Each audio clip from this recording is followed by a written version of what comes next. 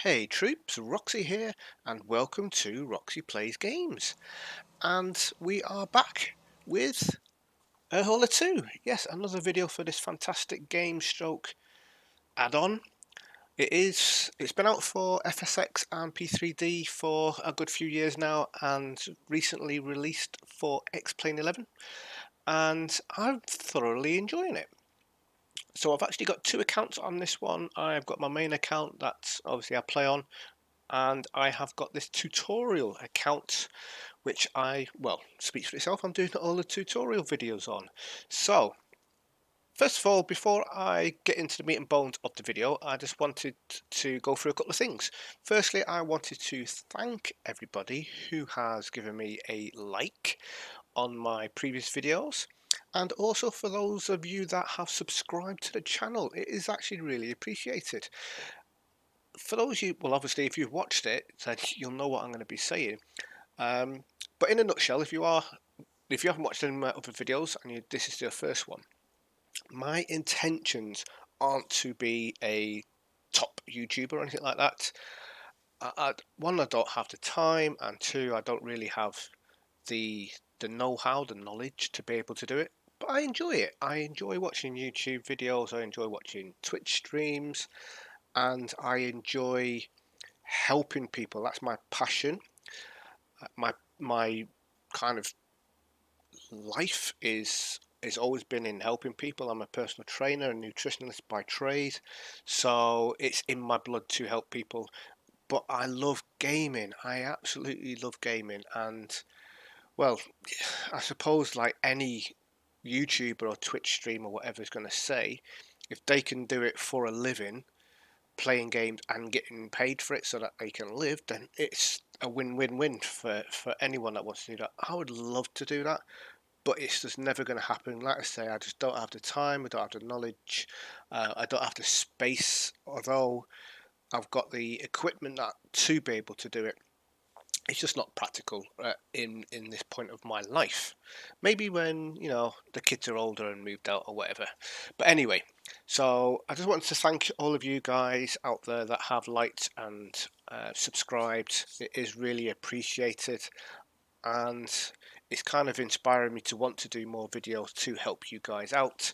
And as I've also said before, I'm going to be uploading some of my games that I play purely for me to watch back rather than storing them on my hard drive, which I've done in the past. I'm going to store them on YouTube for me to look at and potentially help you guys out where I can. So I am at home, the kids are at home. I'm going to apologise now if we get disturbed and I have to mute my microphone. Hopefully it won't happen. I'm going to try and make this as short and sweet as I can. So the first Erhola 2 video that I put out was a kind of getting started stroke review of Erhola 2. So if you haven't watched that and you're brand new or you're considering getting Erhola 2, I would definitely recommend watching that. It is quite long, it's over an hour, but it's going to give you excuse me, it's going to give you the meat and bones of what this is about. The second one that I went on to was how to make money with the AI, and in my opinion that's quite an important element of this game, because if you don't know how to make money, then essentially you end up bankrupt at some point. And if you're using the AI to make money, then you can essentially have a passive income. So then you can, if you're at school, you can go to school. If you're at work, you can go to work. If you're doing stuff around the house, eating, sleeping, all that sort of stuff, your AI can be working, making you money while you're doing other bits and pieces. And then when you've got time to fly and jump into Erhola 2, then you can jump into, even if you only did one flight a week, you still got the money coming in from your AI. So I think it's fantastic. So that was the second one, and possibly one of the most important elements of this game, making money, but with the AI. I do intend on doing a video on how to make money yourself, but prior to you being able to fly and do and make money, you need to be able to fly the plane. And Erhola 2 has a kind of inbuilt, you have to go and do a license scheme kind of thing, and it's called, when you want to say something and your brain goes blank, type rating. Sorry about that. brain just disengaged for a second then, and I was like, what's it called again? Because I always call it licensing, because obviously you're doing a license, but it's called type rating. So as you can see here, my type rating, I've got 3 planes that I can currently fly.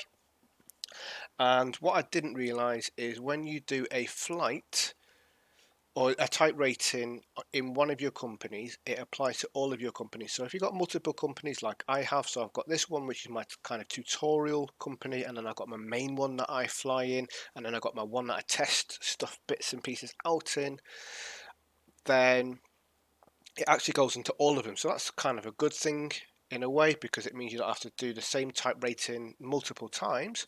But then on the flip side of that, for me anyway, I was intended on flying the 172 today and discovered that it is already here because I tested it out on my test account. So it's not a big problem anyway. So let's get into this. What we are going to do, I've already purchased a plane. So if you don't know how to purchase a plane and all that sort of stuff, then watch my previous videos. I do explain it in there. I want to try and keep this as short as I can without going over stuff again. So I've purchased my plane, and you would normally get a pop-up saying, do you want to do your type rating now? And you say yes or no. If you say no, you need to come to this screen. So your company information, personal info, and then at the top here you've got add new type rating. Click on that. It will show all of the planes that you have purchased that you currently can't fly, and we will be flying the DR401. It's going to cost me £311.94 of the pence, and the bigger the plane, the more this will cost. We are going to click on OK. You have this little pop-up here. This is where you can obviously make sure that you're putting any load that you need to. This is what pops up when you are doing ad hoc flights and cargo flights. So this is where you put your cargo and stuff on there, put your fuel in that you need to put in. I'll add a little bit of fuel, and then you click on OK. So we purchased £45 of fuel for 44 of the pounds. And we have this pop-up. Now this pop-up again is what pops up with every flight that you personally do within Airhauler 2, and it's kind of like the interface to show you what's going on. So it'll show you the plane with a little map. If you click on in-flight message, it shows you all the messages, and the message that has just popped up in Xplane 11, which obviously you haven't seen. It says here, welcome to your Airhauler type rating flight. Start up and taxi your aircraft. That's the first thing we need to do. Taxi off and follow prompt. Take off and follow prompt. So you get a pop-up telling you what to do. Then land at EGNX. That'll be obviously the final prompt that we'll get. We've got some parameters here. Do not stall or overspeed. Do not exceed 45-degree pitch and 40-degree roll. So we've got some parameters there. If we go out those parameters, then we will fail our license or type rating. And obviously if you're just doing a normal job, this is where you can check your cargo and stuff like that. You cannot load and unload the plane if the engine is on. A good thing with an update that has recently come out for Airhauler 2, for Xplane anyway, is you no longer need to keep logging in and out of Xplane to finish a job. They still recommend it, but it's not a requirement. And to be honest, I've never done that anyway. I've never turned off Xplane apart from the very first time I played it, because it told me I had to, but then I didn't do it as a test and it was still working fine. I've not had any problems whatsoever. So on that note, let's get ourselves into Xplane. As you can see, we've got Xplane already loaded, and this is the beautiful DR401, very free, from the org forums. So it's a great plane, it's free, and it's actually really nice to fly and look kind of cool. I'm not going to go through all the proper startup procedures and all that. We're just going to kind of be a little bit realistic, but not overly. I'm not going to be doing all of the air traffic control and everything. We're literally just going to get this plane hopefully started. Yep, there we go, it's going. Right, taxi lights on, and we should have another little pop-up. The one that I just shown you on Airhauler 2 did pop up on this screen here, and once we depart, parking brake off will pop up on here. Whoop. So generally when, there we go, taxi and take off. So generally when I am flying without recording, I'm a little bit of a geek, I'm going to admit it, a bit of a nerd. I like to kind of role play the whole air traffic and air traffic control and things like that. But for today, I just want to make this as short and sweet as I possibly can and get the point across. So certain things I won't be doing correctly, so please accept my apologies. I just want to get an idea across, so show you, for those of you that are brand new and don't know how to do type rating, then you've got a bit of an idea. We do have a plane there, so I'm just going to stop here. Although I'm not, I'm not 100% going to be role playing this. I'm not going to fly into something when I don't need to. Right, looks all clear. Obviously I would normally be talking to ATC at this moment in time, whether it's the in-game Xplane ATC or VATSIM or something. I've only done a couple of VATSIM flights. Right, so I am going to mute my microphone because my phone is ringing. That is just typical, isn't it? I really do apologise for that. It just had to happen. Mic off.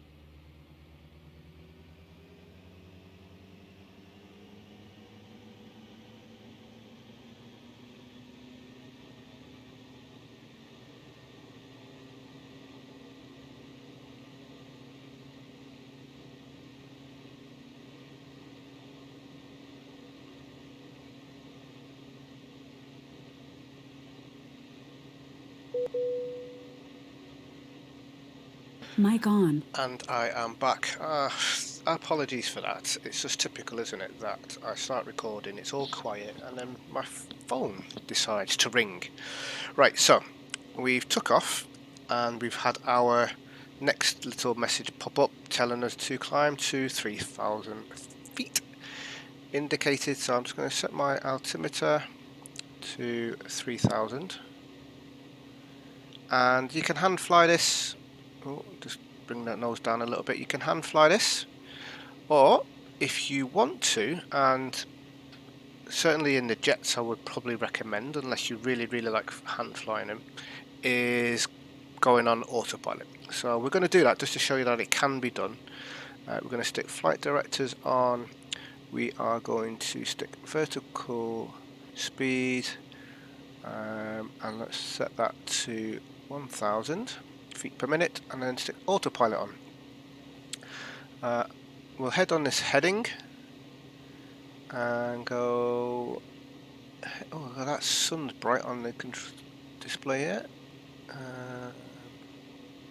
Heading. There we go. Right. So that's it. This is pretty much how you do your type rating. It is fairly straightforward.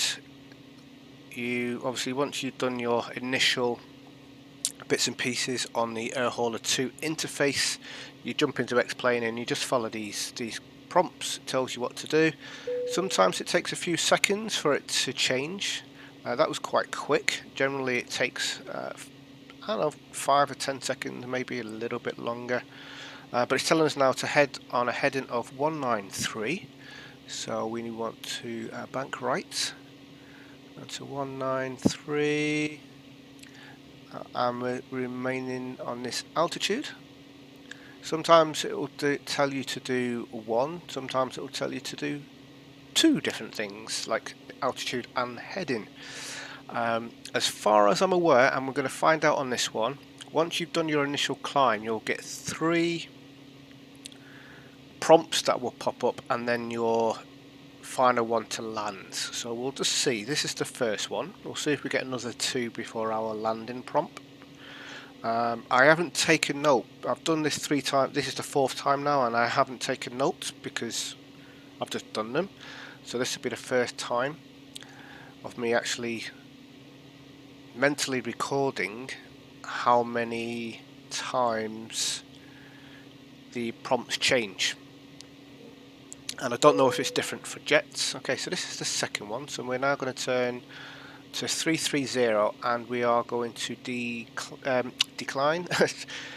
descend to 2,800. So let's do the altitude, because that's going to be nice and quick.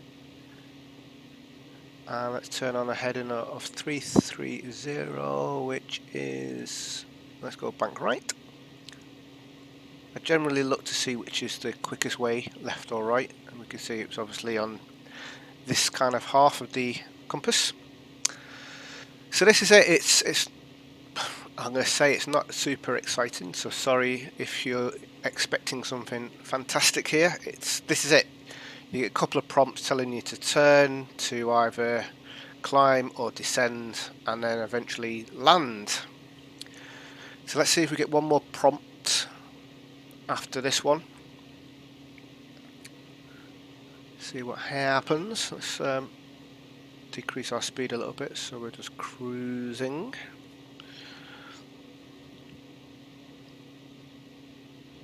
All seems to be good. One more. Are we going to get one more? Like I said, it does take a few seconds sometimes. There we go. Right, so 145. So we are going to a bank left. Oh, no, sorry, right. Whoa. 145. Well, we probably could have gone right there, left. And we're going to descend again to 2,600. So this is randomized, as in it's never the same. Every time I've done this on different planes, it's changed, and I've attempted to do this. This is I'll just let you into a little secret. This is the 3rd attempt of me doing this video in this plane, and the reason why it's taking me so long is the first time the door knocked, so I stopped. The second time a little one hurt themselves, so I stopped. Third time lucky, they say. My phone rang, I wasn't stopping again. So again, apologies for that. I know it's not super professional, but I'm not a super professional YouTuber, and I didn't want to start all over again because something else would have happened. And at this rate, it'll end up being dinner time, and then I'll have to stop and cook dinner and all that sort of palaver. There we go. So it was 3 prompts, and then we're going to get our landing prompt. That's it, guys. Really straightforward. So I'm going to descend to 600 feet, and from there I'm going to do some turnings on we'll go on a heading. Well, that sometimes annoys me that when I'm trying to twist my dial, although I can just hold it down. I suppose it'll be the easiest way of doing this, won't it? We're going to spin around. I might need to do a little bit more of a circle because we are quite close to the airport. Let's descend a little bit quieter, a little bit. Oh no, we're definitely not going to descend that quick. I'm not going to nosedive down and be totally unprofessional. So let's spin her around this way. And I'm just going to bring the nose up a little bit. Obviously, you do this however you want. If you want to go nose, those are words, nose diving in, then that's your choice. However, parameters, remember you've got to keep that roll and pitch within a 45 and 40 degree. So 45 degree pitch and 40 degree roll. If you go outside of that, you're going to fail. Make sure you don't overspeed, otherwise you're going to fail. Don't stall, otherwise you're going to fail. And obviously you need to be able to land the plane. So you do have those parameters that you need to stick within. So we're just going to head north. You can see the airport on our screen here. So we've got the airport here. We're going to be heading in, obviously, from this direction. You can go on autopilot and set in your flight plan if you wanted to. Obviously on a jet, it'd probably be easier to do that than hand flying. But it's entirely up to you, however you do it, providing you achieve the prompts, you don't break any of the guidelines, and you land with a rating of OK or better, then it's all good. Right, so let's swing it round one more time.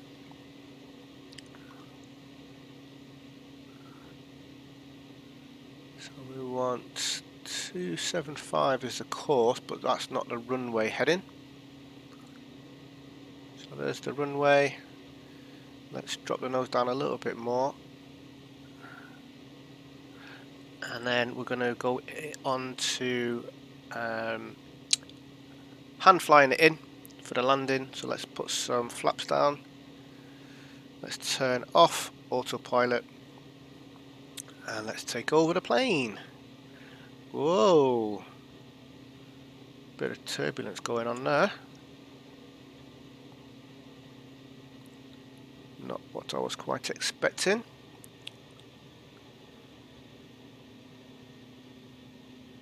Yeah, it's a little bit buffety. Right, so I can see my pappy lights. So the hangar for the GA is down the other end, and there's a plane there taking off. Now, if I was flying this properly, one, I would be coming in the opposite direction because that is the current takeoff landing direction, and certainly I wouldn't be landing now with that plane there, but obviously for the purpose of this video we are just going to land. So I'm sorry that I am totally breaking some rules here. I'm coming in for a landing when there's a plane on the runway. It is turning off. Oh, okay.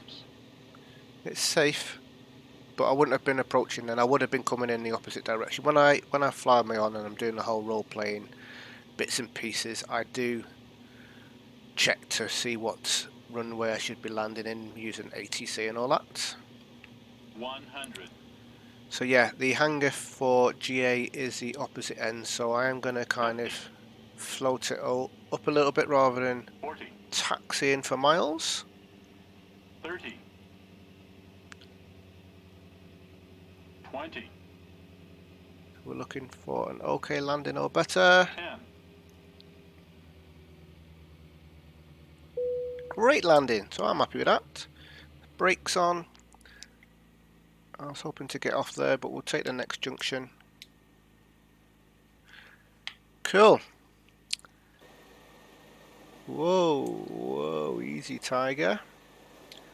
Not quite sure where I normally try and land there, get off there, but didn't quite make it. So we'll take this next one anyway, which will take us to the hangar. And that's it, guys. That is how you do your type rating. I will quickly show you the pop-up that you get once we get ourselves to the hangar. Now you could literally, if you really wanted to rush this through, you could stop here, turn the engine off, and that's you done. But that's not completely my style.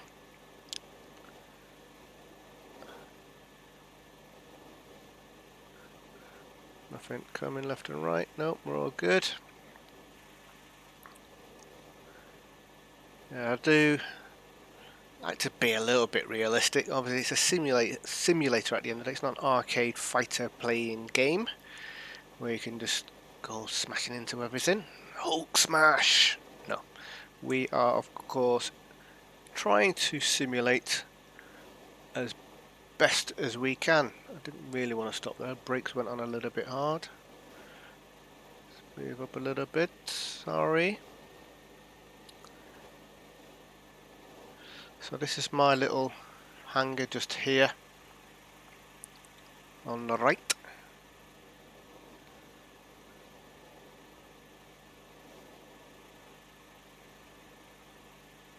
Cool. Right, so we have arrived. So I'm going to stop there, put on the parking brake, and just bring the flaps up. Parking brake, I said. Thank you very much. And what I'm going to quickly do is, before I turn the engines off, is I'm going to bring up the Hauler 2 screen again. Right, so you can see all of the messages that was popping up on the screen. Landed, taxi and park is the last one, and landing was smooth. Awesome. Now I don't know what all of the different things. I know we got an okay, I know we got a smooth. I don't know what the others are because that's all I've ever had in the game, and I haven't watched enough YouTube videos to find out, or looked in the manual to find out what all of the different ratings are. There's going to be a few good and obviously a few bad, and crashing would probably be the worst. So that's it. That's your pop-ups that come up. Obviously, that's the little map. We can't finish this until we turn off the engines. So let's go into Xplane again, and let's turn her all off. So fuel off. Oh, I always get these little arrows wrong. Fuel off. Lights all off. Oh, we've got a round of applause. This concludes your flight test. Please close Xplane and Alt-Tab back to Hauler 2. Now that pop-up always comes up, regardless of the new update that says you don't have to. It still comes up. That's what they're advising that you do, but it's not a requirement, and I've never had any issues just leaving Xplane running. So congratulations, you passed the flight test. So all the ticks in all the right places. Congratulations, you passed with no issues. Okay, so if I now go back over to Hauler 2 and we click finish flight monitoring, this gives us our results. I'm not going to go into detail on that. Have a little read of that yourselves when you do yours, but it basically just gives us the results of our flying. Landing description is smooth. We was flying for 10 minutes, so that's good. Okay, finish. And now you can see our type rating. We now have the DR401 in there. So, ladies and gentlemen, again, thank you very much for those of you that have watched this YouTube video. It is intended to help the community out there. Anyone new to Hauler 2 or anyone that is considering getting Hauler 2, then you've got some content here to see what it's all about. I would definitely recommend joining a VA so that you've got a community of people to fly with. I'm going to put a link to our Discord channel in the bottom. It's not my personal Discord channel. I am part of a community called Sims and Stuff, run by Steve. Fantastic community, fantastic guy. Got great content on YouTube and Twitch. I would definitely recommend heading over to his channels and watching him. I'll put the links to his channels actually in his Twitch and everything in the description. Definitely recommend going and watching him and then coming across to our Discord and joining us in Discord. My purpose, as I've already said, is to get some content out there to help people in the community, and some videos is just for my personal entertainment, I guess. So thank you very much, and the next video I will be doing is going to be either an ad hoc flight or a cargo flight, so you can make money yourself, and I'm going to try and get that up as soon as possible so you're not waiting another week for that one to come up. Anyway, thanks again guys, and take care, be safe, and peace out.